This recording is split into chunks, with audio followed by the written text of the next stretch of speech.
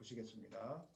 하나님 말씀은 마태복음 17장 1절에서 5절 말씀, 신약성경 28쪽에 있습니다. 마태복음 17장 1절에서 5절 다 같이 읽겠습니다. 엿새 후에 예수께서 베드로와 야고보와 그 형제 요한을 데리시고 따로 높은 산에 올라가셨더니 그들 앞에서 변형되사 그 얼굴이 해같이 빛나며 옷이 빛과 같이 휘어졌더라. 그때 모세와 엘리야가 예수와 더불어 말하는 것이 그들에게 보이거늘 베드로가 예수께 여쭈어 이르되 주여 우리가 여기 있는 것이 좋사오니 만일 주께서 원하시면 내가 여기서 초막셋을 짓되 하나는 주님을 위하여 하나는 모세를 위하여 하나는 엘리야를 위하여 하리이다. 말할 때에 호련히 빛난 구름이 그들을 덮으며 구름 속에서 소리가 나서 이르시되 이는 내 사랑하는 아들이요 내 기뻐하는 자니 너희는 그의 말을 들으라 하시는지라. 아멘. 오늘 하나님 말씀 제목은 은혜의 자리에서 사명의 자리로, 이런 제목으로 여러분과 말씀을 나누겠습니다. 코로나로 인해서 사실은 이제 모든 것이 혼란스러운 상황 가운데 있습니다. 경제적인 부분, 그 다음에 또 교회 믿음의 부분, 또 관계적인 부분, 또 교육적인 부분, 무엇이 진짜인지 어떻게 살아야 될지를 모르는 혼란 속에 살고 있는데, 이런 혼란스러운 상황 속에서 우리가 점검해야 될 것이 있다면 지금까지 우리가 열심히 믿어온 믿음의 대상이나 또 믿음의 방향이 정말 올바른 것이었는지를 점검해 보는 것이 필요합니다. 잘 나가는 운동선수들이 갑자기 모든 것이 잘 되지 않는 슬럼프에 빠질 때가 있습니다. 이 선수들이 슬럼프에 빠져 있을 때 점검하는 것은 다시 한번 열심히 무엇인가를 행하고 뛰는 것이 아닙니다. 잠시 멈추고 자기가 달려왔던 삶을 잠시 멈추고 흐트러진 폼을 점검하기 시작하는데, 달리는 육상 선수들은 달리는 주법 자세를 다시 한번 흐트러진 게 없었는지 점검하기 시작하고, 축구 선수들이나 구기 종목 선수들은 공을 만지는 폼이나 몸의 자세가 조급해서 흐트러진 것이 없었는지를 돌아보는 그런 과정들을 거치면서 다시 슬럼프를 극복하는 것을 우리는 보고 있습니다. 마찬가지로 우리 인생 가운데는 한 번도 맞이해보지 못했던 혼란스러운 상황들이 종종 많이 나타나고 등장하게 되는데, 혼란스러운 상황을 접했을 때 대부분의 사람들이 빨리 탈출하고 싶어서 우왕좌왕 허둥지둥 서두르다가 인간적인 방법으로 무엇인가를 자꾸 하려고 하다가 더 망쳐지는 경우들이 많습니다. 혼란스러운 상황일수록 우리가 해야 될 것은 문제를 빨리 해결하기 위해서 애쓰는 것보다 우리의 믿음의 기본기가 제대로 되어 있는지 한번 점검해 보는 것이 많이 필요합니다. 내가 지금까지 달려온 믿음이 사람들의 소리에 휩쓸린 믿음이었는지, 아니면 말씀의 기준에 의해서 붙잡고 가는 믿음이었는지, 내가 믿는 하나님이, 내가 믿는 예수님이 정말로 내가 구원자로 믿고 있는 신앙이었는지, 아니면 다른 어떤 소망을 가지고 믿고 있었는지, 나의 유익을 위해서 믿고 있었는지, 나의 믿음의 방향은 제대로 가고 있는지, 나는 지금 무엇을 향해서 가고 있는지를 정확하게 진단하고 점검해야 혼란스러운 상황 속에서도 흔들리지 않고 다음 단계로 도약할 수 있는 계기가 될 수 있습니다. 세상에서 가장 억울한 사람 중에 한 사람이, 아마 저는 종종 꿈을 꾸거든요. 가장 악몽 중에 하나가 시험을 보는데 시험범이 공부를 잘못해서 시험장에 들어갔는데 내가 공부한 것과 전혀 다른 문제를 접했을 때 당황할 때, 그때가 얼마나 당황스럽겠습니까? 다른 친구들은 이미 정보를 다 알고 시험 범위를 다 공부해서 문제를 열심히 풀고 있는데, 나는 시험 범위를 착각해서 잘못 풀어가지고 그 자리에 앉아있을 때 그 당황스러움, 이 당황스러움이 나중에 하나님 앞에 섰을 때 우리의 당황스러움이 되지 않을까, 저는 오늘 말씀을 준비하면서 한번 생각해 보게 되었습니다. 기독교가 코로나를 겪으면서 여러 가지 혼란 속에 있습니다. 이 속에서 많은 사람들이 과연 교회를 다녀야 할 것인가, 교회를 보면서 회의적인 시선을 가진 분들도 많고, 또 어떤 목사님들은 자기가 주장하는 것이 진짜라고 진리라고 외치는 분들도 있고, 반대로 또 그런 외침에 대해서 그건 잘못된 것이라고 외치는 소리가 있고, 무엇이 진짜인지 모르는 상황 속에서 사람들은 지금 혼란을 많이 겪고 있습니다. 이러면서 이제 신앙도 약해지고 있고, 이제 교회 가지 말자, 하나님 없는 것 같으니까 믿지 말자, 이런 회의적인 시선으로 가고 있는데, 우리는 그런 상태에 빠져야 될 것이 아니라 혼란스러운 상황일수록 나의 믿음은 정상적인 건지, 나의 신앙의 방향은 정상적인 것인지, 하나님 앞에 섰을 때 정말로 이 시대, 코로나 시대를 살았을 때 이 목사야, 너는 진짜 부끄러움이 없는 삶을 살았다, 이렇게 말할 수 있는 신앙이었는지를 우리가 점검해야 된다는 것입니다. 그것이 바로 코로나 시대를 사는 저와 여러분의 숙제일 거라고 저는 생각하고 있습니다. 오늘 본문은 변화산 사건인데, 변화산이라고 붙여지는 것은 그 산 이름이 변화산이 아니라 예수님이 제자들을 데리고 3명을 데리고 높은 산 위에 올라갔는데, 그 산 기도하러 올라가셨는데, 그곳에서 나중에 부활 후에 주어질 영광스러운 모습으로 변형되었기 때문에 우리가 일명 변화산이다, 이렇게, 혹은 변화산 사건이다, 이렇게 우리가 일컬고 있습니다. 이 산이 어떤 산인지 정확하게 알 수는 없고, 학자들에 따라서 여러 가지 산의 이름들을 대고는 있지만 그것은 중요하지 않습니다. 오늘 본문을 기록한 이유가 뭘까? 예수님과 제자들이 많은 일들을 행했을 텐데, 특별히 복음서를 통해서 왜 하나님은 이 시대 가운데 이 변화산 사건을 우리에게 기록해 놓으셨을까? 이런 고민을 가지고 여러분 접근해 봤으면 좋겠습니다. 오늘 본문을 통해서 우리가 초점을 맞춰야 될 부분이 있다면 그것은 예수님을 우리는 진짜 구원자로 믿고 있는가 하는 부분, 믿음의 대상에 대한 부분이고, 두 번째는 과연 예수님을 구원자로 믿는 그리스도인들은 어떻게 살아야 될 것인가, 믿음의 방향, 삶의 방향에 대한 것을 초점을 가지고 오늘 본문을 대하기를 원합니다. 오늘 본문은 변화산 사건이 이제 기록되어 있는데 두 가지 이유가 있습니다. 제가 조금 전에 말씀드렸던 그 첫 번째 이유가 바로 예수님이 구약 성경에 기록된 예언된 메시아라는 것을 제자들에게, 그리고 이 시대를 사는 사람들에게 분명하게 가르쳐줄 필요가 있었기 때문에 이 사건을 예비하고 보여주신 것입니다. 마태복음에 기록된 목적을 보면 이 사실을 분명하게 알 수 있는데, 마태복음의 1차 수신자는 유대교를 믿다가 그리스도교로 전환한, 기독교로 전환한 유대인 그리스도인들이었습니다. 이 사람들은 구약의 율법을 잘 알고 있었고 지키고 있었습니다. 그런데 어느 날 갑자기 예수님이 오셔서 이제는 그게 필요 없고 나를 믿는 것만으로 충분하다고 이야기하니까 혼란이 그곳에 찾아오기 시작했습니다. 특별히 그동안 제사를 지내고 구약의 율법을 지켰던 유대인들은, 전통적인 유대인들은 기독교로 개종한, 예수교로 개종한 유대인들을 보면서 너 둘 중에 하나 택해라. 우리를 믿을 것이냐, 우리가 믿는 그 전통적인 신앙을 믿을 것이냐, 아니면 이 말도 안 되는 예수교를 믿을 것이냐, 둘 중에 하나를 택해라.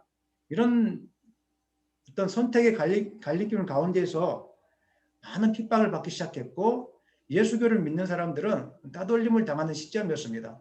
그래서 하나님은 마태를 통해서 복음서를 기록하게 만드셨는데, 너희들이 믿고 있는 예수는 진짜 구약에 기록된 구원자가 맞고, 너희들이 믿고 있는 신앙의 길은 잘못된 게 아니라 분명한 정직한 신앙의 길이고 하나님이 기뻐하는 신앙의 길이니까 이거 틀림이 없다, 이걸 분명하게 믿어야 된다, 이것을 알려주기 위해서, 또 이루하기 위해서 기록한 복음서가 바로 마태복음입니다. 근데 특별히 이제 변화산 사건 속에서도 이런 이야기들이, 이런 메시지가 가득 담겨 있는데, 하나님은 마태를 통해서 예수님은 구약에 기록된 메시아가 분명하다, 이 사실을 우리에게 들려주고 있는 것입니다. 우리 1절 한번 읽겠습니다. 1절입니다. 엿새 후에 예수께서 베드로와 야고보와 그 형제 요한을 데리시고 따로 높은 산에 올라가셨더니, 1절에 기록된 엿새 후라는 것은 그 시점이 마태복음 16장 21절에 기록된 예수님이 첫 번째 순환 사건을 예고하신 그 시점으로부터 6일이 지난 후를 이야기하고 있습니다.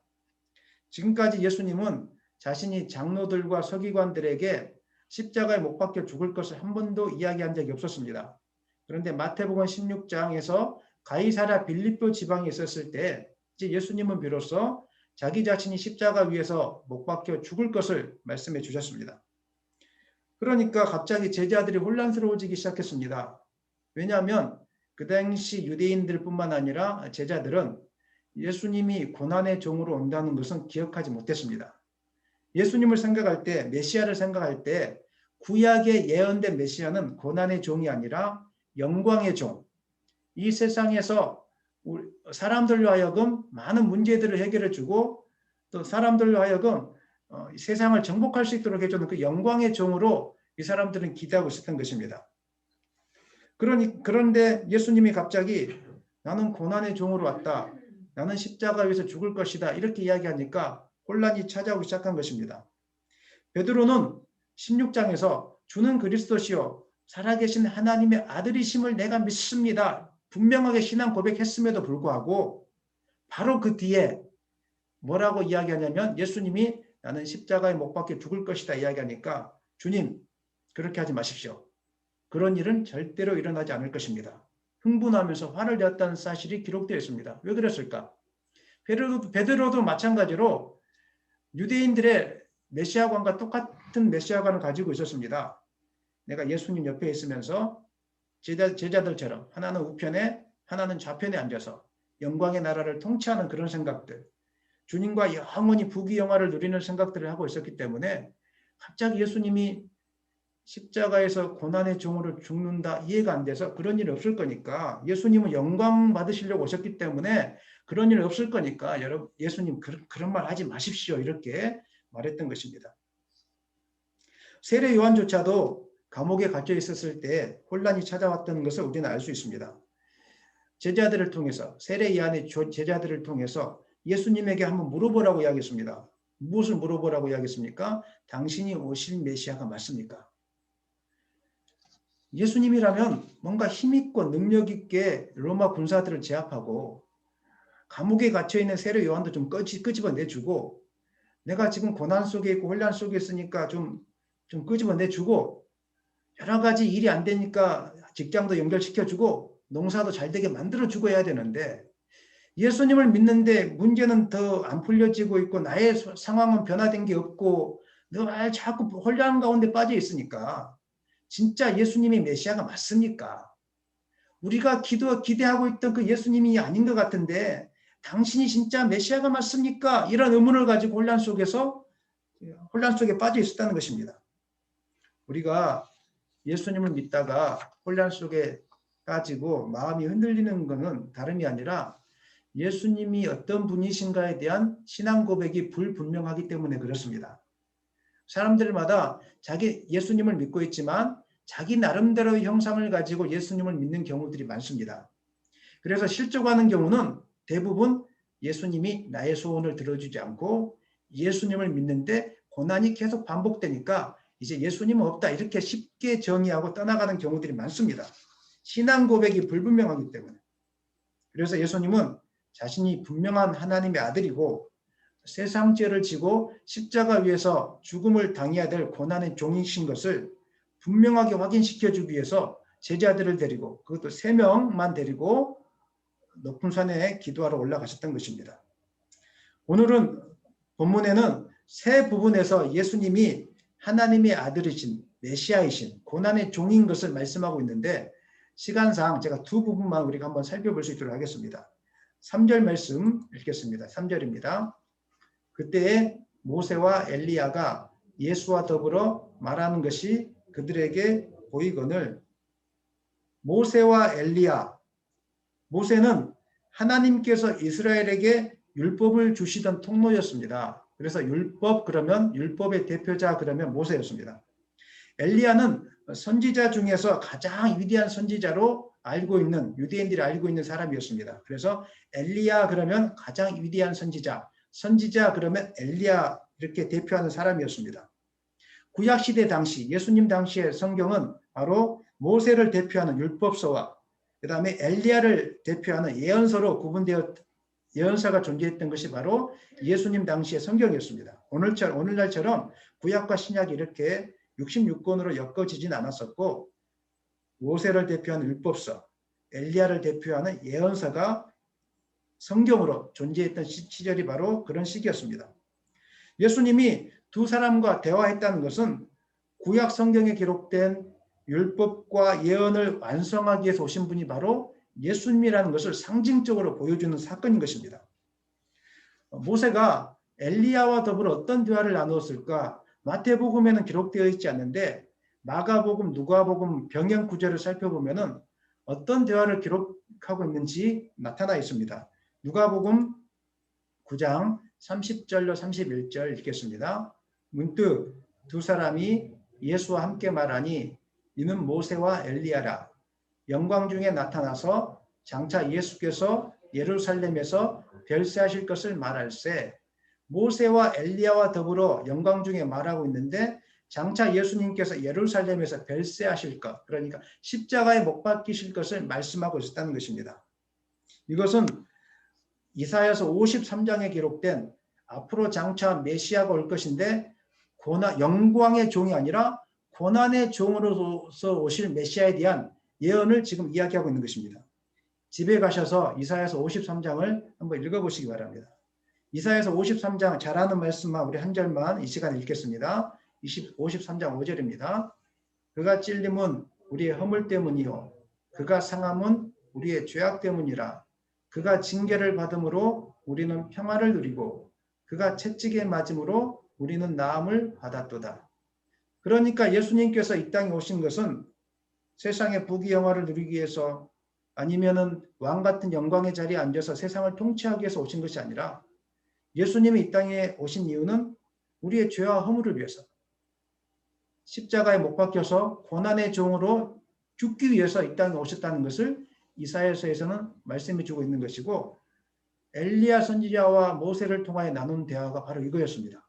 이것을 통해서 구약에 기록된 메시아가 바로 예수님이 맞다는 사실을 제자들에게 알려주고 있는 것입니다. 두 번째, 하나님께서 예수님이 구약에 예언된 메시아라는 것을 보내준 구절이 있는데 마태복음 17장 5절입니다. 17장 5절 다 같이 읽겠습니다. 말할 때 호련히 빛난 구름이 그들을 덮으며 구름 속에서 소리가 나서 이르시되 이는 내 사랑하는 아들이요 내 기뻐하는 자니 너희는 그의 말을 들으라 하시는지라. 아멘.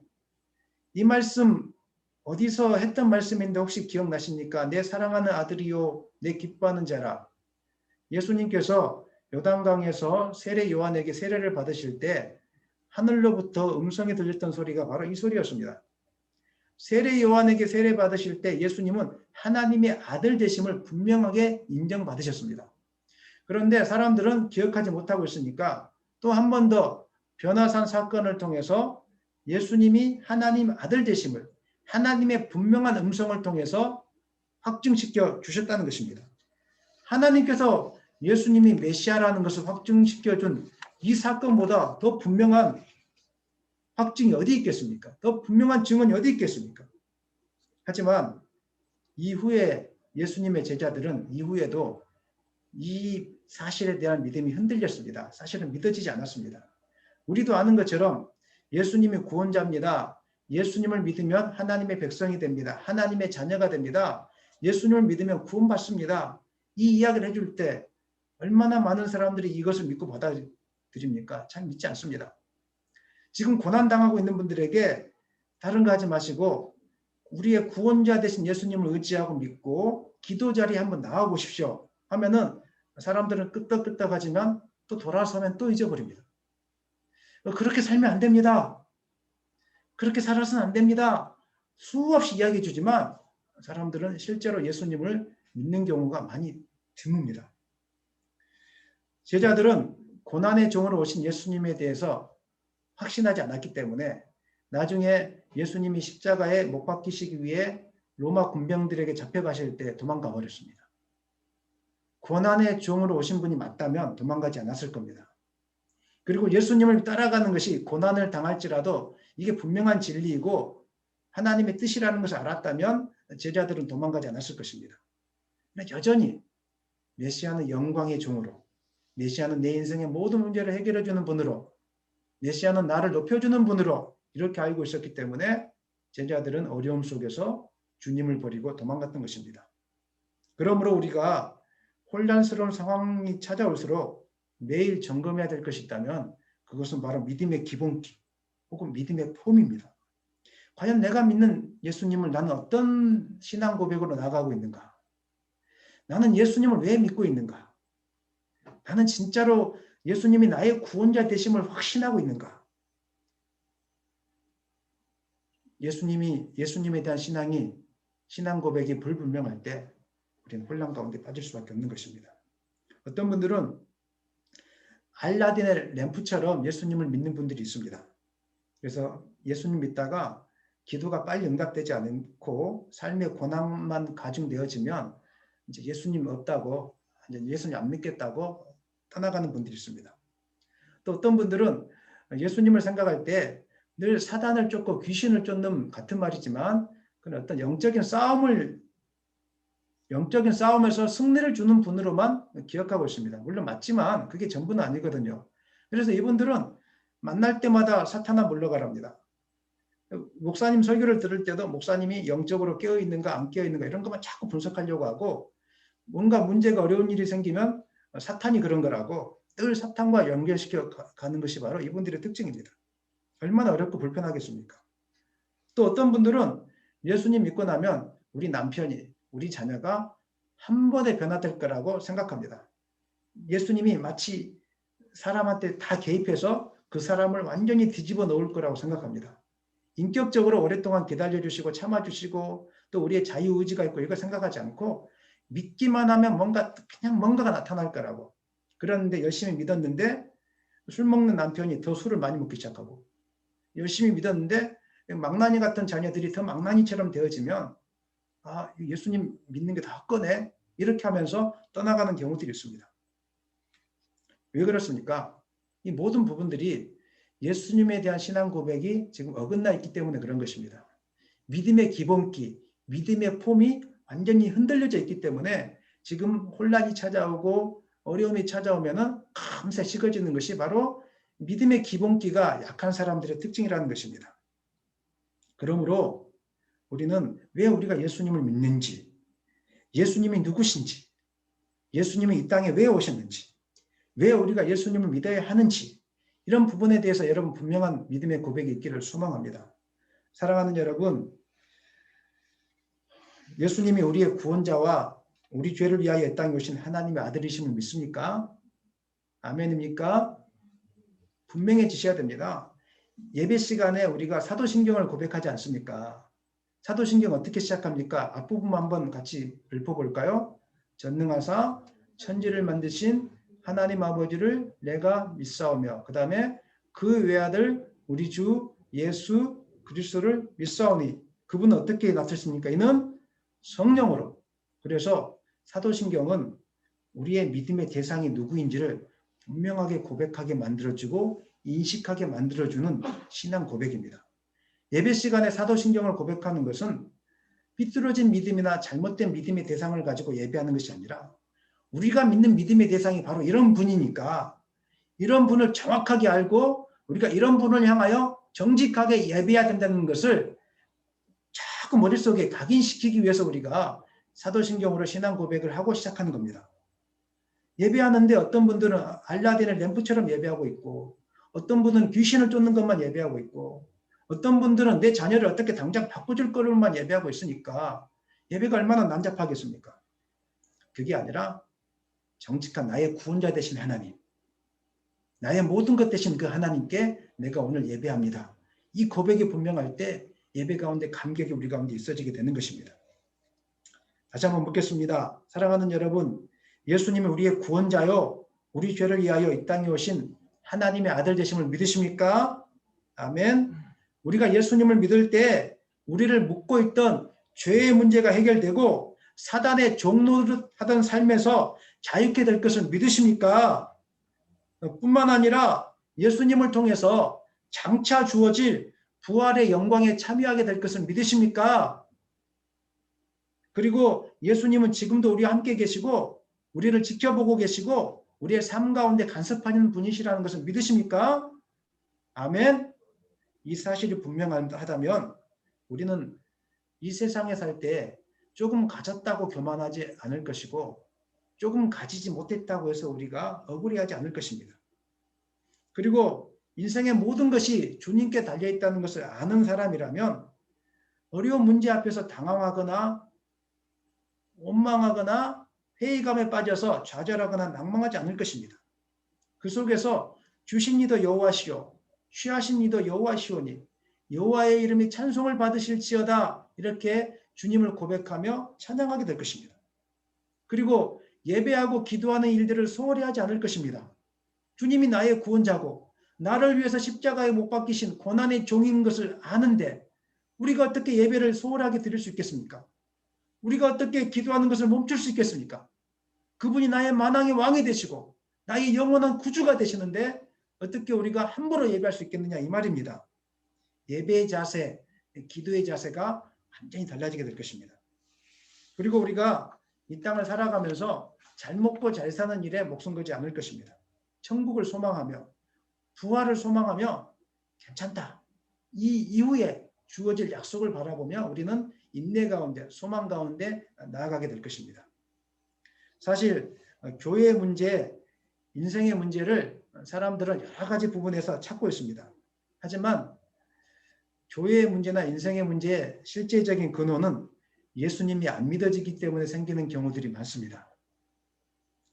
예수님이 믿어진다면, 예수님이 나를 판단하고 심판하실 것을 믿어진다면, 그리고 우리가 하늘나라에서 다시 만날 것을 믿어진다면 부부가 싸움을 하겠습니까? 자녀가 부모를 배신하고 부모가 자녀에게 함부로 하겠습니까? 교회에서 갈등이 생기고 다툼이 일어나겠습니까? 하나님이 나를 달아보신다는 것을 안다면, 앞으로 영원한 천국이 있다는 것을 안다면 우리가 하나님을 게으르게 믿을 수 있겠습니까? 믿음이 안 믿어지기 때문에, 예수님이 안 믿어지기 때문에 모든 문제가 시작되는 것이고 방황이 시작되는 것이고 혼란만 가중하게 되는 것입니다. 그러므로 삶이 혼란스러워지고 복잡해질수록 주님을 향한 믿음의 고백이 분명한지 점검해 보셔야 됩니다. 나는 예수님을 구원자로 믿고 있는지, 나는 예수님을 나를 위해서 십자가에 못 박히기 위해 오신 고난의 종으로 믿고 있는지, 이거에 대한 분명한 신앙 고백을 점검할 수 있는 여러분이 되시기를 예수님의 이름으로 간절히 축원합니다. 저를 따라서 고백하시죠. 주는 그리스도시요 살아계신 하나님의 아들이십니다. 아멘입니까? 이 사실을 분명하게 붙드시기를 바랍니다. 이게 변화산 사건을 보여주신 첫 번째 이유입니다. 두 번째, 예수님께서 변화산 사건을 보여주신 이유는 이제 너희들이 예수님을 주로 고백하고 은혜 받는 자리에만 머물지 말고 그 자리를 벗어나서 사명의 자리로 나아가라고 이 사건을 우리에게 보여주신 것입니다. 오늘 본문 내용을 보면 예수님께서 12명을 다 데리고 그 높은 산 변화산에 올라가지 않으시고 3명만 데리고 간 것을 알 수 있습니다. 누굽니까? 베드로, 야고보, 그다음에 그의 형제 요한, 이 세 사람만을 데리고 변화산에 올라갔다는 것을 성경은 기록하고 있는데 여기서 한 가지 드는 의문이 있습니다. 왜 예수님께서는 12명을 다 데려가시지 왜 3명만 택해서 데려가셨는가 하는 것에 대한 의문이 생기는 것입니다. 여러 가지 이유가 있을 것입니다. 기도에 더 집중하기 위해서 그렇게 했을 것이고 또 혹은 혼란스러운 상황을 만들지 않기 위해서 다 12명이지만 각각 마음이 다르기 때문에 여러 가지 혼란스러운 상황이 생길 수 있지 않겠습니까? 잡담을 할 수도 있는 것이고 또 갑자기 배 아픈 사람들이 생길 수 있는 것이고 예배를 드리다 보면 사람이 많아지면 많아질수록 여러 가지 복잡한 일들이 많이 생기지 않겠습니까? 하지만 예수님은 그것 때문이 아니라 더 중요한 이유가 있는데 이 세 사람 베드로, 야고보, 요한이 앞으로 짊어질 사명의 짐이 크기 때문에 앞으로 이 사람들이 담당해야 될 고난의 짐이 너무 크기 때문에 특별히 3명을 택해서 데리고 올라가서 예수님이 하나님이신 것과 예수님이 고난의 종으로 오신 것을 보여주심으로 너희들도 나처럼 고난의 길을 갈 준비를 해야 돼. 이것을 가르쳐주기 위해서 예수님이 3명을 택해서 데려갔다는 것을 우리는 성경 전체를 살펴보면 알 수 있습니다. 베드로가 어떤 사람이었습니까? 어떤 사명이 주어졌습니까? 베드로는 성경을 살펴보면 초대교회를 책임져야 되는 그런 사명이 주어졌다는 것을 알 수 있습니다. 초대교회를 세웠습니다. 이 믿음의 고백 위에 교회가 세워질 것이다. 실제로 베드로를 통해서 초대교회가 세워지고 베드로를 통해서 신앙 고백이 되어지는 일들이 일어나기 시작했습니다. 그리고 마지막에 전해오는 이야기에 의하면 베드로가 거꾸로 십자가에 못 박혀 죽었다는 그 이야기를 우리는 알고 있습니다. 그 다음에 야고보는 어떤 사람이었습니까? 사도행전 12장 2절에 기록된 것처럼 최초의 순교자가 야고보였습니다. 복음을 증거하다가 최초로 순교했던 사람이 야고보였습니다. 그 다음에 사도 요한은 어떤 사람이었습니까? 여러분 잘 아시는 것처럼 마지막까지 살아남아서 예수님의 계시를 기록해야 될 의무를 가지고 있던 사람이 바로 사도 요한이었습니다.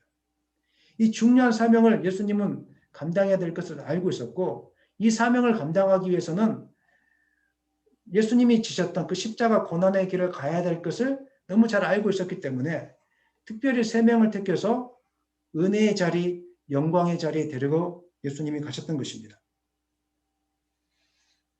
그런데 문제는 이 중요한 사명을 감당할 사람들이 아직도 메시아로서 주님의 사역에 대한 인간적인 생각을 버리지 못하고 있었다는 것입니다. 그래서 그게 아니야. 그렇게 살면 안 돼. 주님은 보여주셨던 것입니다. 사랑하는 여러분, 그리스도인들이 가야 될 길은 넓은 길이 아닙니다. 많은 사람들이 가는 그런 영광스러운 길이 아닙니다. 세상에서 영광을 받는 길이 아닙니다. 성경은 예수를 구주로 믿는 그리스도인들이 가야 될 길을 이야기하고 있는데 그 길은 고난의 길이고 좁은 길이고 십자가의 길인 것을 성경은 우리에게 말씀하고 있습니다. 바로 변화산상에서 예수님이 고난받으실 것을 이야기하는 것을 통해서 제자들도 이와 같이 행해야 될 것을 예수님은 이미 보여주셨던 것입니다. 마태복음 16장 24절 말씀 한번 읽겠습니다. 16장 24절입니다. 이에 예수께서 제자들에게 이르시되 누구든지 나를 따라오려거든 자기를 부인하고 자기 십자가를 지고 나를 따를 것이니라. 아멘. 자기를 부인한다는 것은 이제 삶의 소유권이 자기 자신한테 있는 것이 아니라 하나님께 달려있다는 것, 예수님께 달려있다는 것을 고백하고 다 맡기고 내어놓는 것입니다. 자기 십자가를 진다는 것은 이제 복음을 위해서 내가 고난의 길을 가겠습니다. 작정하는 것입니다. 이게 바로 예수님을 진짜로 믿는 사람들이 가야 할 길입니다. 예수님, 나는 예수님 믿고 잘 살고 싶습니다. 나는 예수님 믿고 30평, 40평 집에 살고 우리 아이들도 그냥 박사학위 유학까지 보내고 싶고 우리 아이들도 그냥 결혼 잘 시키고 싶고 물론 그 자체가 잘못됐다는 건 아니지만 예수님을 구주로 믿는 사람들이 가져야 될 로망이나 소망은 아니라는 겁니다. 예수님을 제대로 믿는 사람들이 가져야 될 로망, 소망은 바로 이것입니다. 자기를 부인하고 자기 십자가를 지는 삶. 이게 진짜로 예수님을 믿는 삶입니다. 두 번째도 한번 보겠습니다. 마태복음 7장 13절로 14절입니다. 좁은 문으로 들어가라. 멸망으로 인도하는 문은 크고 그 길이 넓고 그리로 들어가는 자가 많고 생명으로 인도하는 문은 좁고 길이 협착하여 찾는 자가 적음이라. 사람들이 좋아하는 문은 넓은 문입니다. 넓은 문이 어떤 문입니까? 사람들의 기분이 좋아지고 행복해질 수 있다면 무엇이든지 괜찮다고 말하는 것이 세상의 가치관이 바로 넓은 문입니다. 예수님 안 믿어도 다른 종교를 믿어도 착하게 살면 된다는 가치관. 영혼도 존재하지 않고 사탄도 존재하지 않고 지옥도 없고 이 세상이 전부니까 너희들 마음대로 살아라. 부어라 마셔라. 마음대로 살면 돼. 괜찮아. 얼마나 편안하고 좋은 생각입니까? 나 좋고 너 좋고 누이 좋고 매부 좋고 그냥 편안하게 살아. 예수님 믿어도 굳이 고난받고 살 필요 없으니까 예수님 믿어도 성공해야지. 아들아, 나의 아빠의 소원은 너가 성공하는 거란다. 영어 공부 열심히 해서 너가 성공하는 거고 딸아, 부잣집 사이 만나서 아빠 행복하게 해줄 수 있겠니? 누이 좋고 매부 좋고. 사탄은 예수님을 믿어도 명예와 인기를 얻는 삶, 부와 권력을 얻는 삶이 당연하고 행복한 삶이라고 이야기합니다. 그래서 요즘 목사님들이나 성도님들이 세상의 부귀와 명예와 권력을 얻고 누리는 삶에 치중되어지는 것에 대해서 부끄러워하시는 분들이 한 번도 존재하지 않습니다. 저는 목사님들 중에 자기 자신이 큰 재물을 얻어서 부끄러워하고 있는 것을 본 적이 한 번도 없습니다. 아니, 있겠죠, 누군가는. 근데 제 눈에서는 큰 재물을 갖고 막 의치되고 좋아하고 예수 잘 믿어서 그렇다고 하는 소리는 들어봤지만 그걸 때문에 부끄러워하신 분을 제가 아직 만나보지를 못했습니다. 교회에 오면은 재물을 쌓아놓는 이야기는 많이 하지만 그 재물을 가지고 나눠주고 재물을 베풀어주고 재물을 하나님을 위해서 드려서 내가 십자가 길을 가겠다고 이렇게 자랑하는 분들의 이야기를 듣기가 힘들어지는 시대 가운데 살고 있습니다. 주님은 성경은 분명하게 변화산 사건을 통해서 그리고 예수님의 교훈을 통해서 예수님을 구주로 믿니? 예, 아멘. 구주로 믿는 사람은 좁은 길로 가야 돼. 세상이 옳다고 하는 길이 아니라 하나님이 기뻐하는 길로 가야 돼. 이렇게 이야기하고 있는데 우리는 누이 좋고 매부 좋고 다 섞어놓고 그냥 예수님 믿고 있으니까 오늘날 교회가 힘을 잃어가고 있는 것이고 사람들이 교회에 왔다가 천국의 이야기가 들려지지 않으니까 실족하고 넘어가고 하는 것입니다. 왜 그런가? 안 믿어지기 때문에 그런 것입니다. 주님은 생명으로 인도하는 길은 오직 한 길밖에 없다고 분명하게 이야기하고 있습니다. 사랑하는 여러분, 우리를 생명으로 인도하는 길은 오직 예수님밖에 없다는 사실을 믿으십니까? 아멘. 한 길밖에 없다고 이야기하는데 우리는 여러 길을 이야기하고 있습니다. 돈의 길을 이야기하고 있고 다른 종교를 이야기하고 있고 뭐 착한 일을 하면 된다고 이야기하고 있고 뭐 잘 사는 길을 이야기하고 있고 성경은 그걸 이야기하고 있지 않습니다. 오직 생명의 길은 좁은 길이고 한 길이고 고난의 길이고 세상의 가치를 따라가지 않는 길이고 오직 주님만 바라보면서 십자가의 길, 고난의 길을 가는 것이다. 이 일에 너희들이 동참해 줄 수 있겠니? 이 일에 헌신해 줄 수 있겠니? 여기에 아멘하는 사람이 진짜로 천국을 믿는 사람이고 진짜로 예수님을 구원자로 믿는 사람이라는 것입니다. 하나님은 지금도 여러 가지 은혜 방편을 통해서 우리가 예수님이 구원자라는 것이 안 믿어지기 때문에 천국이 있다는 것이 안 믿어지기 때문에 여러 가지 은혜 방편을 통해서 믿어지게끔 하고 있습니다. 그래서 교회당에 나와서 믿음 생활할 때 기적들을 많이 경험하게 됩니다. 어떤 분들은 신비한 은사를 경험합니다. 방언을 경험하기도 하고 병이 낫는 것을 경험하기도 하고 또 어떤 분들은 갑자기 결혼을 생각하지 않고 있었는데 갑자기 결혼할 수 있는 상대자를 만나게 되고 또 막혀있던 사업의 문이 열리게 되고 신비한 일들을 많이 경험하게 되거든요. 진짜로 예수님 믿으면 그런 일들이 많습니다. 왜 하나님 그런 걸 보여주실까요? 왜 하나님 변화산의 기적을 우리 가운데 보여주실까요? 잘 먹고 잘 살라고? 평안하게 그냥 누이 좋고 매부 좋고 그렇게 살라고요? 아닙니다. 내가 너희에게 은혜를 보여주는 이유는 나랑 함께 좁은 길을 갈 수 있겠니? 너가 사명이 많은데 나랑 함께 사명의 길을 갈 수 있겠니? 이것을 깨닫게 하기 위해서 우리에게 살아계신 하나님의 증거를 많이 보여주는데 우리는 이곳이 좋사오니 이곳에 머물게 하여 주십시오. 하나님 이번에 기도해서 30평짜리 집을 얻었으니까 할렐루야 이제 40평 집을 얻을 줄은 믿습니다. 하나님 저에게 40평짜리 집을 주십시오.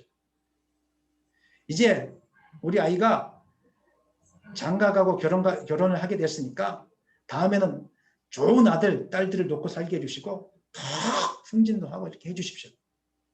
은혜의 자리에만 머물게 해주십시오. 나는 은혜의 자리만 있고 싶습니다. 하나님은 은혜의 자리에만 머물르라고 우리에게 은혜를 베풀어 주지 않습니다. 은혜를 보여주신 이유는 다른 게 아니라 사명의 길을 가라고. 산 위에만 머물러 있지 말고 산 밑에 내려가서 영혼 구원하라고. 교회를 세우라고. 주님을 잘 섬기라고 우리에게 놀라운 일들을 보여주고 있는 것입니다. 그런데 성령 충만 받기 전에 베드로는 잠시 그렇게 하지 못했습니다. 그래서 이렇게 이야기합니다. 우리의 모습 같아요.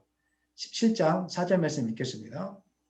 베드로가 예수께 여쭈어 이르되 주여 우리가 여기 있는 것이 좋사오니 만일 주께서 원하시면 내가 여기서 초막 셋을 짓되 하나는 주님을 위하여 하나는 모세를 위하여 하나는 엘리야를 위하여 하리이다. 아멘. 마가복음과 누가복음서를 보면 베드로가 이 말을 했을 때 무슨 말인지 자기가 무슨 말을 하는지 알지도 못하고 행설수설을 하는 가운데 말했다고 기록하고 있습니다. 너무 놀라운 사건을 경험하니까 어떻게 말해야 될지 모르겠고 뭔지는 모르겠지만 이 신비스러운 사건, 은혜 사건을 꼭 붙잡고 싶잖아요. 여러분 그렇지 않겠습니까? 갑자기 막 이곳에서 막 은혜가 떨어지면 그 자리가 막 좀 붙잡고 싶고 뭔가를 더 하고 싶잖아요. 그래서 그냥 행설수설하는 가운데 뭘 말할지 몰라가지고 행설수설하는 가운데 초막셋을 좀 지켜 주십시오. 하나는 주님을 위해서, 하나는 모세를 위해서, 하나는 엘리야를 위하여 이렇게 행설수설하는 가운데 말이었는데 사실 나쁜 뜻은 아니었어요. 선한 뜻에서 하는 말이었지만 예수님께서 변화산 사건에 베드로를 동참시키는 이유를 놓치는 일을 범하고 말았던 것입니다. 하나님은 우리에게 은혜의 자리는 필요하지만 은혜의 자리만 사모하라고 한 적이 없습니다. 근데 오늘날 그리스도인들이 맨날 은혜가 떨어졌다고 은혜의 자리만 자꾸 사모하면서 쫓아다니다 보니까 사명의 자리로 안 나가고 초막셋을 짓는 일에만 열심히 하다 보니까 영적으로 건강해지지 못하고 조그마한 고난 하나도 이겨내지 못하고 내 뜻대로 삶이 사라지지 않으면 막 행설수설하고 어쩔 줄을 모르는 그런 지경에 지금 빠져 있지 않는지 우리 자신을 한번 돌아봐야 됩니다. 온전한 믿음이라는 것은 하나님께서 나에게 은혜 베풀어 주시는 이유를 분명하게 아는 것입니다. 왜 나에게 이런 은혜를 베풀어 주실까? 왜 나에게 이런 사랑을 베풀어 주실까? 이제 사명의 길을 가라는 겁니다. 복음을 들고 산 위에 있지 말고 예수님이 구원자 되신다는 이 사실을 세상 가운데 증가하는 겁니다. 그리고 고난을 당하고 있는 분이 계시다면 하나님이 함께함으로 고난을 이겨서 세상 가운데 하나님은 분명히 살아계시다는 이 사실을 증거해 달라는 겁니다. 고난이 찾아왔을 때 허겁지겁 어떻게 할지 모르면서 막 방황하지 말고 예수가 구원자고 예수가 주인이시니까 너가 좁은 길을 가면서 한번 살아내 보라는 겁니다. 그래서 사람들에게 예수가 그리스도라는 이 사실을 보여달라는 겁니다. 그런데 우리는 고난이 찾아오면 또다시 은혜의 자리로만 나오려고 하는 겁니다. 필요합니다. 은혜의 자리는. 하지만 머물러 있어서는 안 됩니다. 내려가야 됩니다. 산 밑으로. 받은 은혜가 크다는 것은 해야 될 사명이 많다는 뜻입니다. 오늘 우리 교회는 받은 은혜가 너무 많습니다. 아시는 분은 아시겠지만 교회에 우리의 재정 가지고 세운 게 하나도 없습니다. 기도할 때마다 하나님이 그냥 누군가를 헌신자를 사명자를 보내주셔서 돈을 주시고 물건을 사게 만드시고 사람을 보내주시고 여러분 잘 알고 있지 않습니까? 우리 주한이 이번에 수술 받았는데 제가 다 이야기하지 못하면 6개월 지나면 이야기하겠습니다. 개인적으로 만나서 이야기를 한 분도 계시지만 하나님이 놀라운 은혜를 베풀어 주셨습니다. 그런데 우리는 그 은혜만 사모하면서 또 큰 은혜를 바라는데 그게 아니라 은혜를 주신 이유는 감당해야 될 사명이 크다는 겁니다. 내가 살아있는 거 보여줬지? 내가 분명히 살아있지? 그러니까 너는 이제는 사명의 길로 가야 된다는 것입니다. 이제 영적인 작업복을 입고 선한 싸움을 싸우는 그 길로 뛰어들으라는 것입니다. 직장 속에서 부끄러워하지 말고 예수는 그리스도이신 것을 증거하라는 것입니다. 고난을 당하신 분들에게 예수 그리스도 외에는 인생의 문제를 해결할 분이 없다는 것을 당당하게 선포해 달라는 겁니다. 교회 안에서 아이들을 바라볼 때 그냥 방치하지 말고 아이들을 위해서 내가 무엇을 할 것인가, 내가 어떻게 헌신할 것인가 고민하면서 여러분 뛰어들라는 것입니다. 그 다음에 주일날도 어디로 놀러 갈 것인가 이런 것만 생각하지 말고 나의 시간과 나의 열정을 들여서 어떻게 하면 아이들을 살릴 것인지, 어떻게 하면 교회를 세울 것인지, 어떻게 하면 복음이 증거되게 할 것인지 이것을 고민하면서 내 육신을 쳐서 복종시켜서 하나님의 사역에 헌신하라는 것입니다. 혹시 여러분 은혜의 자리만 누리면서 좋은 말씀만 드리면서 또 쇼핑 다니면서 종교 생활, 종교 쇼핑을 하고 있지는 않습니까? 하나님 기뻐하지 않습니다. 우리는 은혜 받는 것으로 충분하다고 생각하고 좋아하고 있는데 하나님 그거 기뻐하지 않습니다. 하나님 이제 은혜 받는 자리에서 뛰어넘어서 사명의 자리로 나아가라고 말씀하고 있습니다. 잠을 조금 못 잘지라도 몸이 연약할지라도 여러분 영혼을 붙들고 기도하는 자리로 나가셔야 됩니다. 인생에 문제가 있을 때는 기도하라는 것이고 기도 응답이 많아질 때는 더 많이 기도하라는 것이고 중보 기도자로 도구 기도라고 이야기하는데 그 기도자로 여러분 헌신하라는 것입니다. 또 내가 원하지 않는 길에 서 있는 분들이 계십니까? 실망하거나 원망하지 마시고 그것 또한 하나님이 허락하신 사명의 길인 것을 알고 품어내고 붙들고 주님의 이름을 높이십시오. 그러면 하나님께서 여러분과 함께 하신 증거들이 넘쳐나게 될 것입니다. 말씀을 마치겠습니다. 사랑하는 여러분, 혼란의 시간을 가질수록 우리의 믿음의 폼을 한 번 더 점검하셔야 됩니다. 나는 진짜 예수님을 구원자로 믿고 있는가? 살아계신 하나님으로 믿고 있는가? 점검하셔야 됩니다. 두 번째, 그걸 믿는다면 세상의 영광을 구하는 삶이 아니라 고난의 길, 십자가의 길을 가려고 준비하고 있는가? 이것을 점검하셔야 됩니다. 이 폼이 무너지지 않을 때 우리의 믿음은 온전하게 지켜지게 될 것이고 어떤 혼란스러운 상황 속에서도 흔들리지 않고 주님을 부인하지 않고 끝까지 주님을 붙드는 건강한 믿음으로 자라게 될 것입니다. 그렇게 될 수 있기를 예수님의 이름으로 간절히 축원합니다. 아멘.